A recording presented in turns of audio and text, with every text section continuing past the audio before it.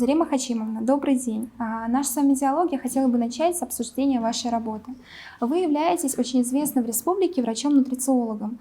И хотелось бы узнать у вас, почему вы выбрали именно это направление и как вы пришли к тому, чтобы стать врачом? Ну, все началось, наверное, у меня с детства. Мы переехали в село, в папино родовое, и там я любила находиться в нашем саду, который посадил отец. Я изучала цветочки, лепесточки, как-то и отец увидел мою тягу к биологии, ну, я хотела стать учителем биологии. Вот, и папа сказал, может, все-таки доктором, стоматологом, мы откроем кабинет, будешь работать на себя. И я такая думаю, ну хорошо, попробую. И началось мое приготовление, так скажем, к поступлению в медицинский вуз. Ну, видимо, как-то у Всевышнего были другие планы на это. Я не прошла конкурс на стоматолога, я оказалась на лечебном факультете.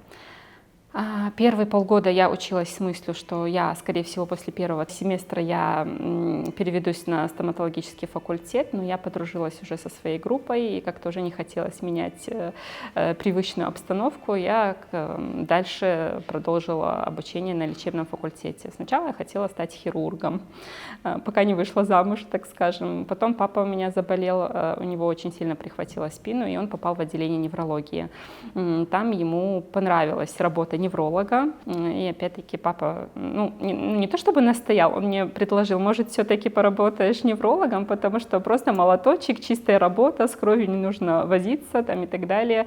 Но мы потом начали изучать неврологию. Неврология оказалась очень сложным предметом. Это был 4-й курс, переезд в другой город, новые люди. Мне было тяжело очень, но как-то у нас попался такой преподаватель, который, не кумиром был, но вот ее внешнее обличие, одеяние, как она преподносила информацию, это все начало предрасполагать к себе. И я все-таки к концу 4-го курса решила, что я не хочу уже быть хирургом, я хочу быть неврологом. Вот так по чуть-чуть, в общем, по настоянию отца и его желанию я потом сказала, что да, я хочу неврологом, его обрадовала, и так все пошло. С тех пор я в неврологии с 4-го курса.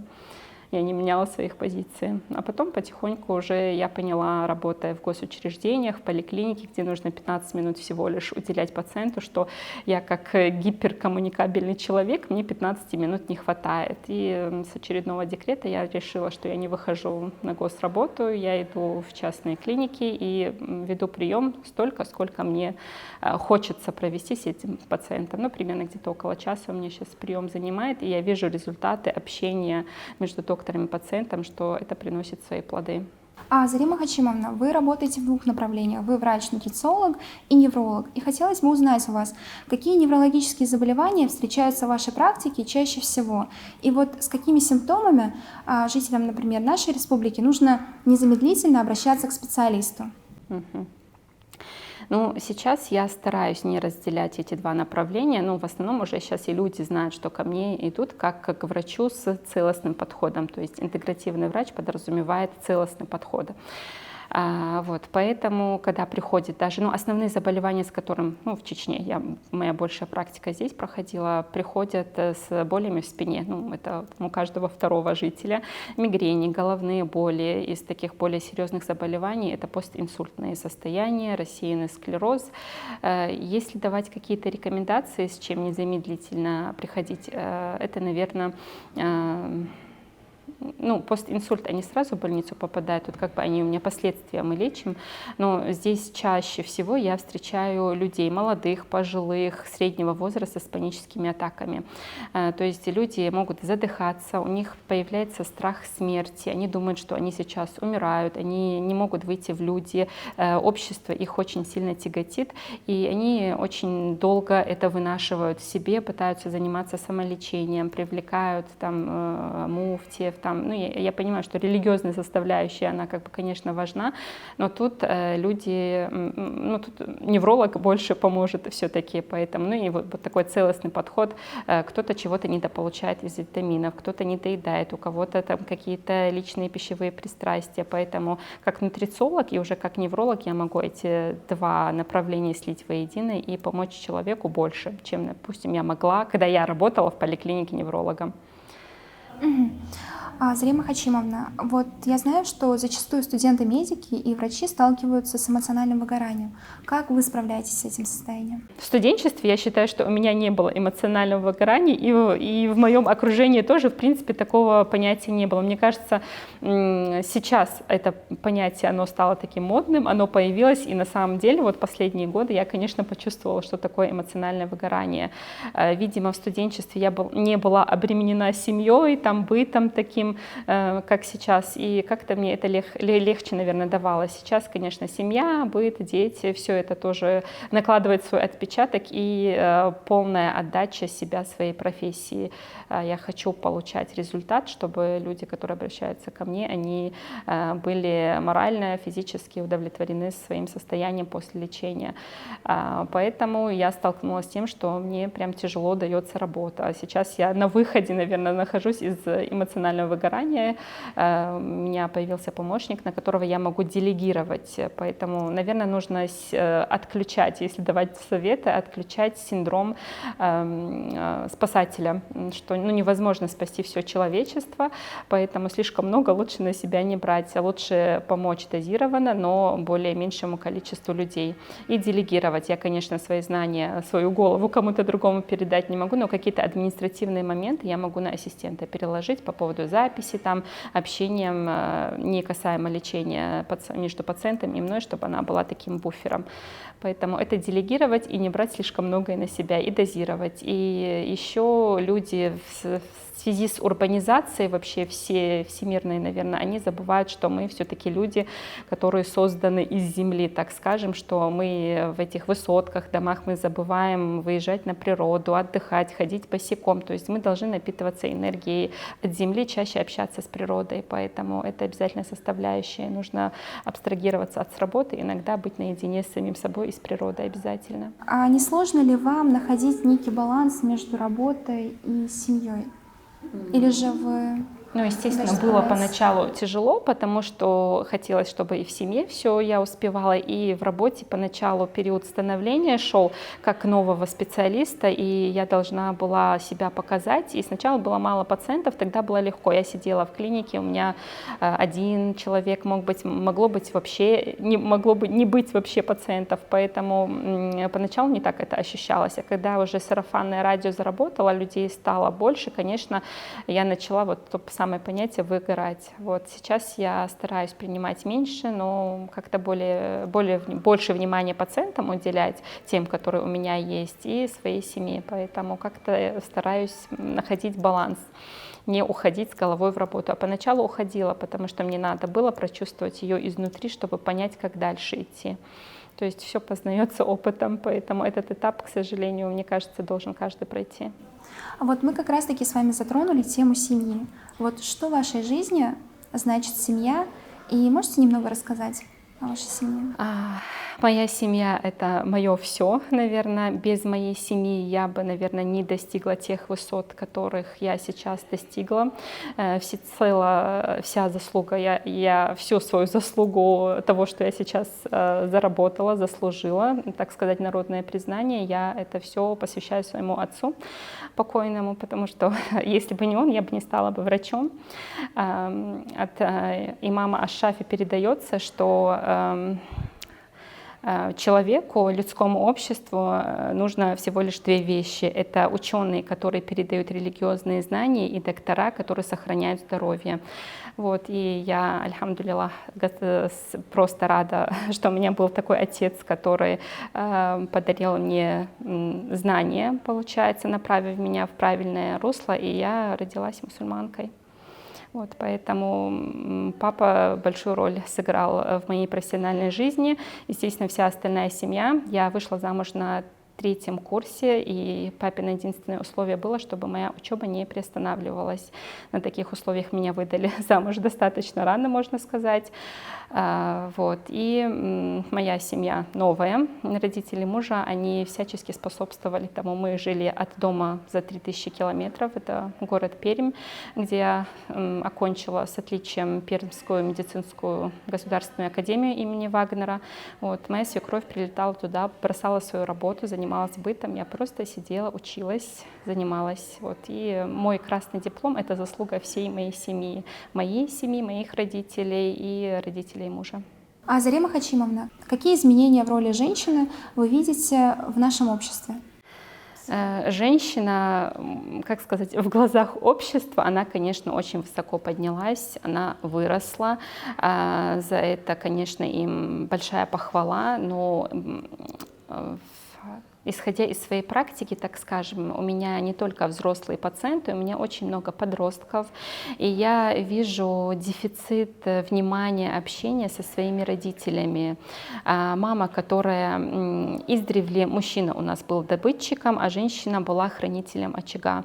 Времена начали меняться, женщина какую-то определенную роль добытчика взяла на себя. Вот. И, естественно, женщина весь день присутствует на работе, дома ее нет, домой она приходит, ей нужно бытом заниматься, и дети немножко уходят на второй план. И немножко, конечно, дети от этого страдают. Поэтому, если давать совет нашим женщинам, это вот как-то сохранять баланс между бытом и не столь сильно брать на себя роль добытчика. Я считаю, что женщина должна работать для души, профессия должна быть, от которой не страдает твоя семья, и такая профессия, от которой, ну, польза для ума, общества, в котором ты находишься. И обязательно уделять время детям, потому что это время детства, оно очень короткое, оно быстро проходит, а отпечатки неизгладимые остаются. А вот какими качествами женщине нужно обладать, чтобы добиться успеха в своей работе, по вашему мнению?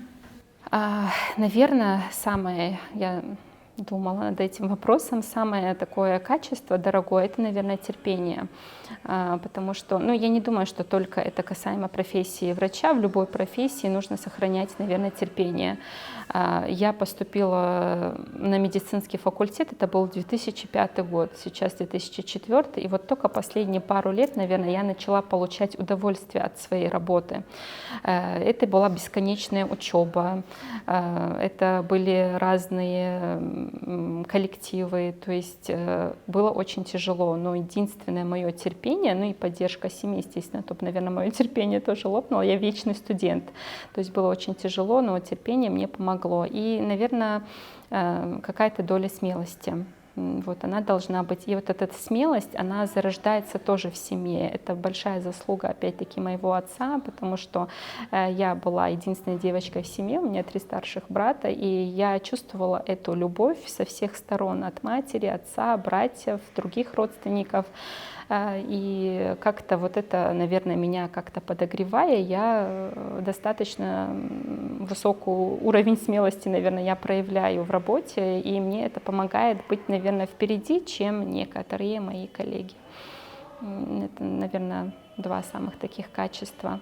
Просто, опять-таки, исходя из моей работы, приходят девочки-подростки, которым даже очень тяжело вот на публику высказать свое мнение, рассказать тот же стих перед учителем. Они остаются после урока, рассказывают. Ну, я вот пытаюсь даже в рамках моего приема немножко их расковать, помочь им изнутри наладить физиологию и чтобы внешне как-то психологически их тоже поддержать, потому что в 21 веке без смелости, к сожалению, смелым покоряются моря.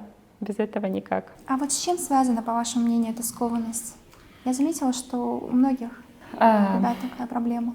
Опять-таки, мне кажется, проблемы идут из семьи. Многие дети, когда они, конечно, поначалу приходят такими ежиками закрытыми, они практически ничего не рассказывают, но по мере разговора как-то у меня как-то получается расковать детей, они рассказывают многое о себе, в семье, как-то институт семьи сейчас, мне кажется, не такой, наверное, как раньше был. Как-то опять-таки та же урбанизация, родители приходят, они уставшие. Им легче, чтобы ребенок посидел в телефоне и не доставал. Ну, у меня тоже был такой период, когда ты устаешь, ты на работе все уже выгорело, пришла домой, и тебе надо накормить, убраться, и все, у тебя уже не хватает на общение. И если дома он не получает нужную ласку, любовь и вот то общение, которое он должен дома тренировать, высказать свою какую-то позицию, ребенок к тебе подходит, а ты говоришь: я устала, отстань от меня, иди лучше поиграй в телефоне. А может, он хотел тебе рассказать дома что-то важное, что произошло в школе, на учебе, в том же детском саду.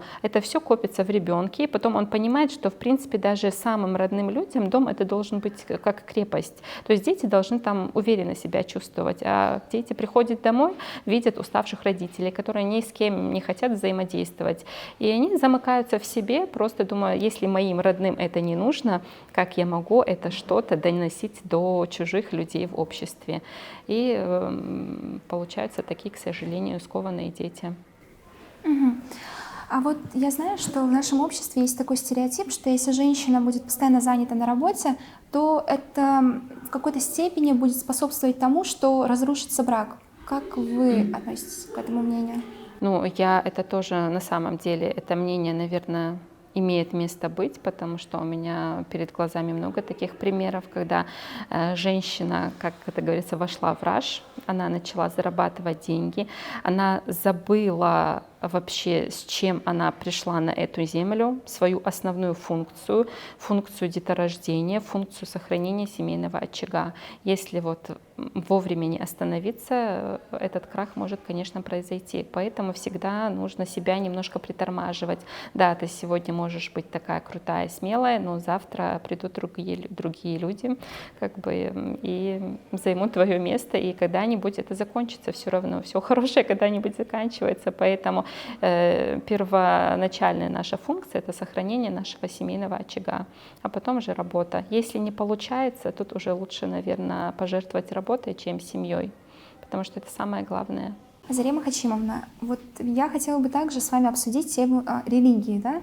Вот какое место в вашей жизни занимает религия? И вот кто для вас является неким примером для подражания? Мгм. Так, ну, религия занимает у меня, наверное, тоже громадное место в моем сердце. Я вообще считаю, что если бы, наверное, не мой иман, я сейчас живу за счет, наверное, своего имана после потери отца. Это мне, естественно, тяжело давалось, но я считаю, что я продолжаю его дело, которое ему нравилось, та профессия, которой он хотел, чтобы я занималась. Поэтому, совершенствуя себя в своей профессии, я продолжаю как бы жизнь отца, я так считаю, и в этом мне помогает мой иман. Каких-то сказать, что у меня кумиров, наверное, у меня нет, но опять-таки я расскажу просто, как к этому я пришла, наверное. Я была маленькая, не знаю, это, наверное, класс 5-6, к нам в село переехал новый муфтий, папа с ним подружился, и как-то, не знаю, начало разговора там какое было, но папа решил, что я должна постигать религиозные издания. Вот, и он меня первый раз отвел к нему, и мы начали изучать ислам, читать Коран. Я очень быстро научилась читать на то время, и он очень, как сказать, сейчас, наверное, сказала гениально, рассказывал вот эти религиозные истории маленькому ребенку, чтобы это вот заложилось. Я до сих пор все, что, наверное, я знаю, это я знаю от него, от моего первого учителя. Поэтому, если кого-то благодарить после отца, конечно, я его благодарю.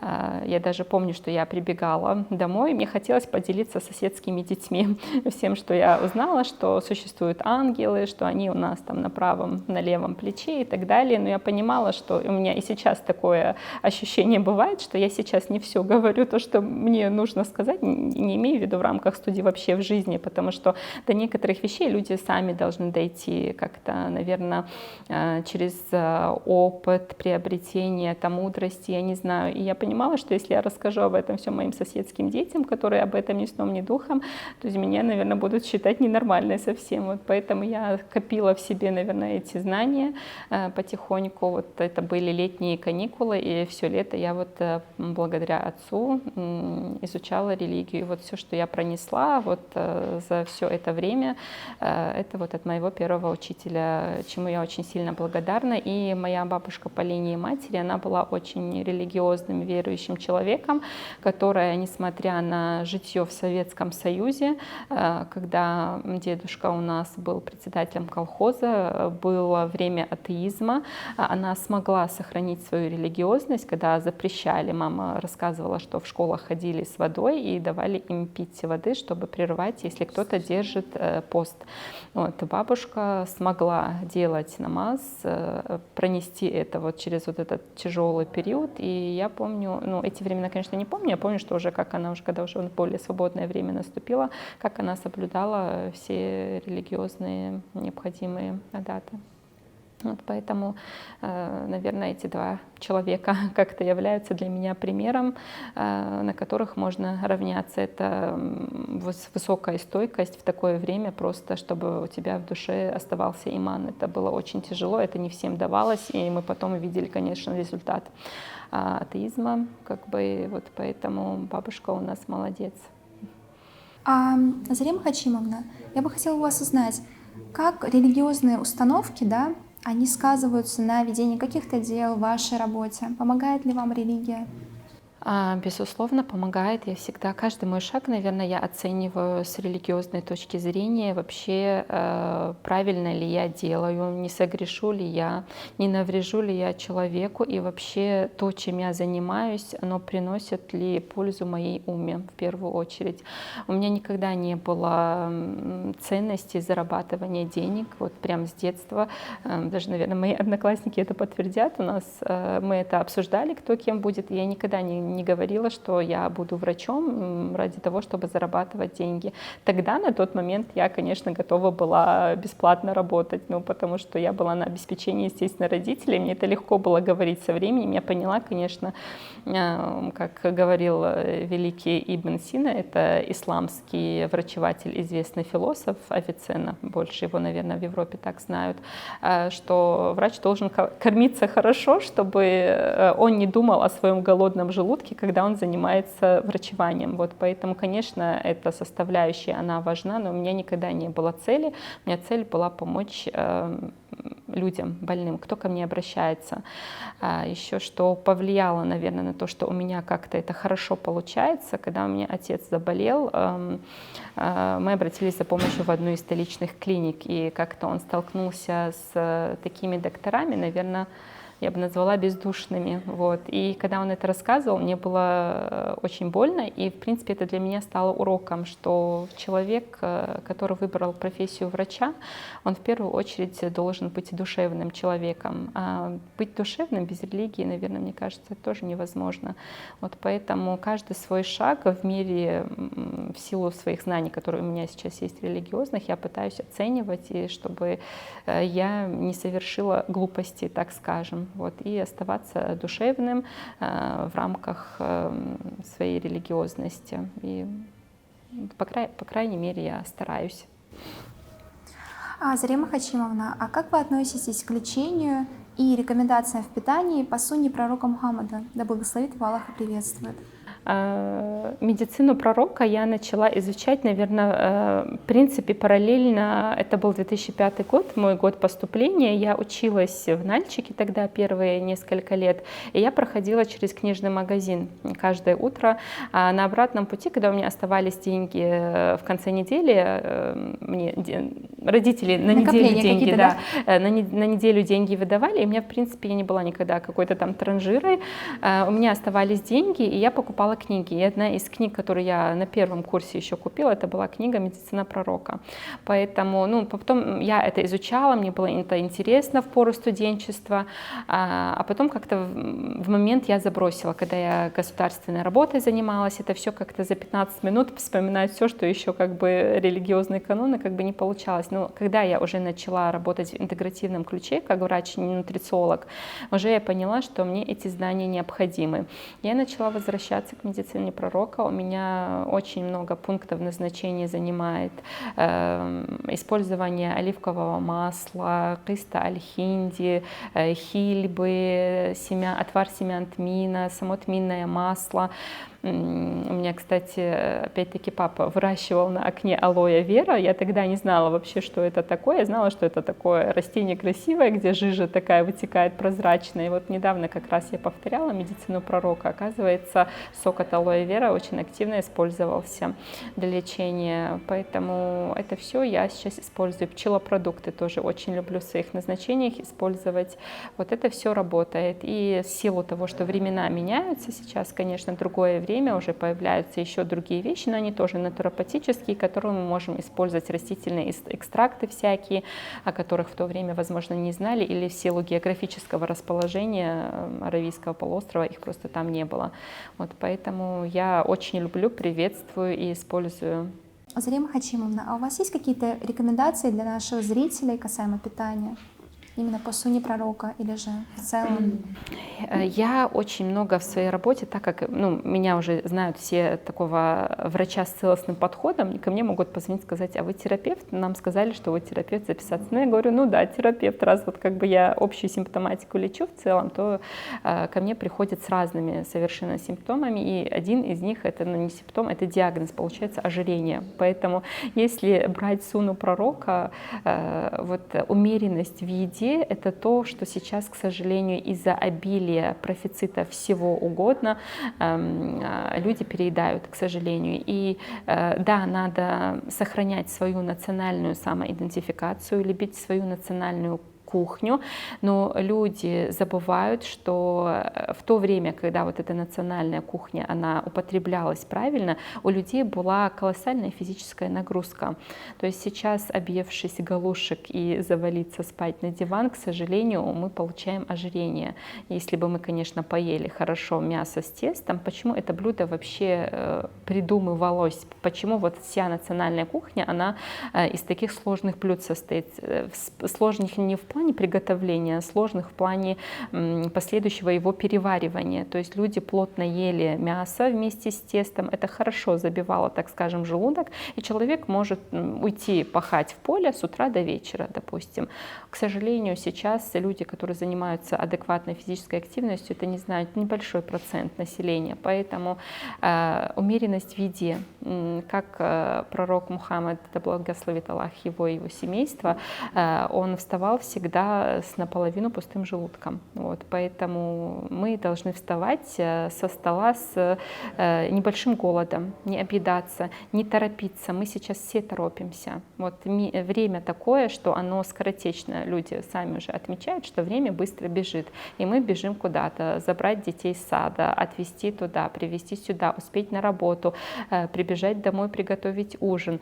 Когда я говорю людям, что прием пищи нужно где-то проводить полчаса, они все удивляются. По-другому они не жуют, люди даже перестали жевать, они просто глотают еду. Еда лежит в холодильнике, она в свободном доступе, чего тоже не было у наших предков. Поэтому умеренность во всем и неторопливость. Наверное, самые главные советы. Зарема Хачимовна, спасибо вам большое за участие в нашей программе. Спасибо вам большое, и вам тоже удачи. Очень приятно было с вами пообщаться. Спасибо еще раз за приглашение.